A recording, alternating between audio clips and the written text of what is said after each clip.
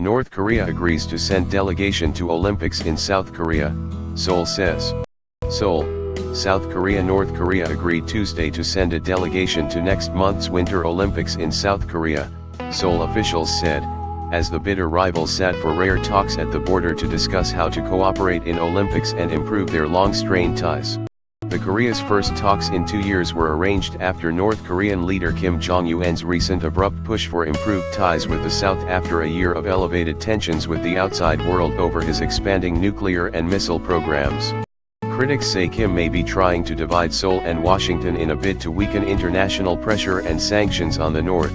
During the talks, the North Korean delegation said it would send an Olympic delegation, which includes officials, athletes, cheerleaders, journalists, and others, South Korea's Vice Unification Minister Chun Hae-sung told reporters, according to media footage from the border village of Panmunjom, the venue for the talks. The South Korean delegation, for its part, proposed North Korea send a big delegation and conduct a joint march during the Feb. 9 to 25 games opening and closing ceremonies, Chun, one of the 5 South Korean negotiators, said. He said South Korea also suggested resuming temporary reunions of families separated by war and offering military talks designed to reduce animosities in frontline areas. South Korea also stressed the need to achieve denuclearization of the Korean Peninsula, Chun said. North Korea responded by saying the two Koreas must try to promote peace and reconciliation through dialogue, he said. The two sides were to continue their negotiations later Tuesday at Panmunjom, the only place on the tense border where North and South Korean soldiers are just feet away from each other. A North Korean soldier late last year defected to the south across Panmunjom amid a hail of bullets fired by his comrades. He was hit 5 times but survived.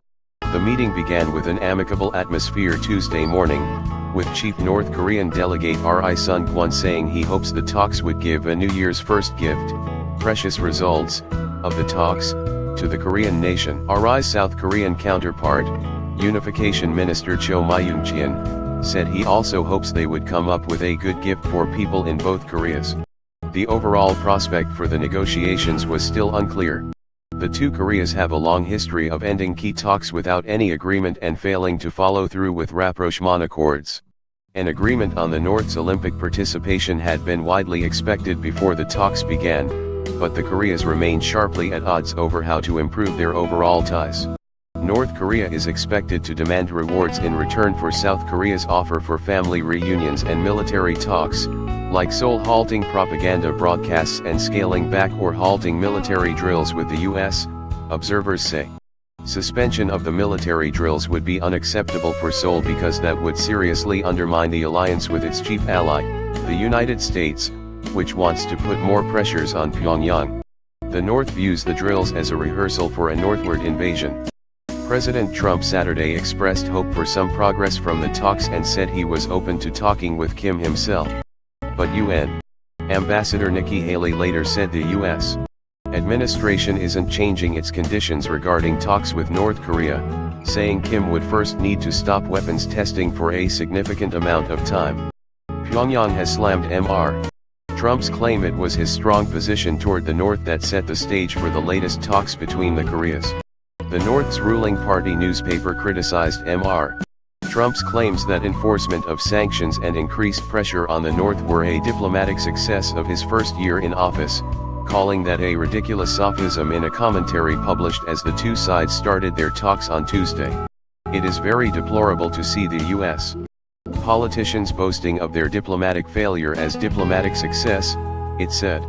In his New Year's Day address, Kim said there is an urgent need to improve inter-Korean ties and that he is willing to send a delegation to the Pyeongchang Games.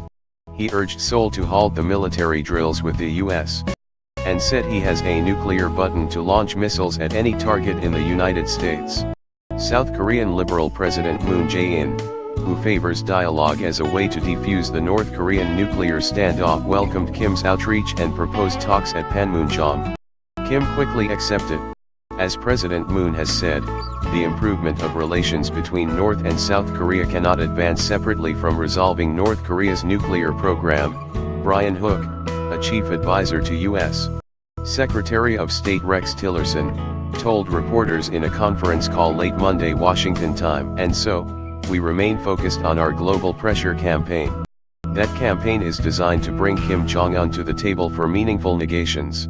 The Trump administration agreed last week to delay springtime military drills with South Korea until after the Games. Defense Secretary Jim Mattis insisted the delay was a practical necessity to accommodate the Olympics, not a political gesture.